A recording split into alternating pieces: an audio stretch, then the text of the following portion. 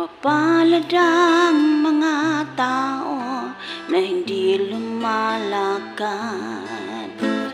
sa payo ng mga masama at makasalanan, kundi ang kanyang kasayahan ay ang kautusan ng Panginoon.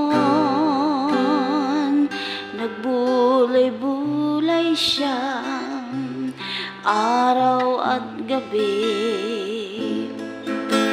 Siya'y tulad ng isang punong kahoy na itinanim sa siping ng mga agos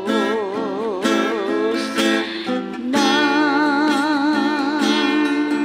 mga tubig, at siya'y nagbubunga sa kapanahunan.